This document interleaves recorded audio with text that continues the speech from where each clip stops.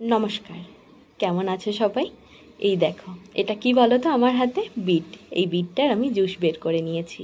নিশ্চয়ই ভাবছো কি করব এটা দিয়ে, সেটাই বললাম না। না, আজকে কোনো রান্নার রেসিপি না।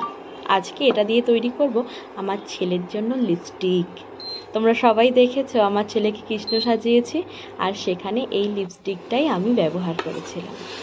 এই বিট জুসটাকে যতটা পারা যায় ফুটিয়ে গাঢ় করে নিতে হবে। যত বেশি গাঢ় করা যাবে তত ভালো হবে।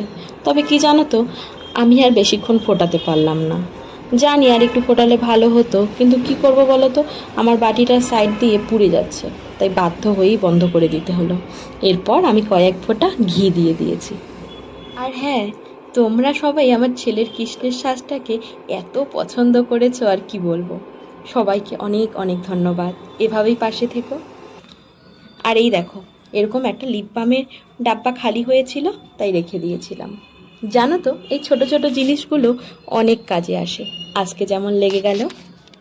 আমিও কিন্তু এটা ইউটিউব দেখেই বানিয়েছি, কিন্তু বানানোর সময় খুব ভয়ে ভয়ে বানাচ্ছিলাম যে আমার পুরো কষ্টটাই না বৃথা হয়ে যায়।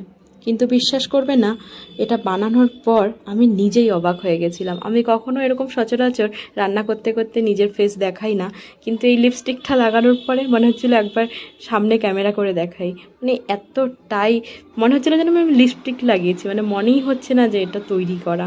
আর এই দেখো, এটা আমি এভাবে তৈরি করে ফ্রিজে রেখে দেবো। তবে আজকের মতন বাই, আবার এরকম ছোট্ট কোনো ভিডিও নিয়ে তোমাদের কাছে আসি।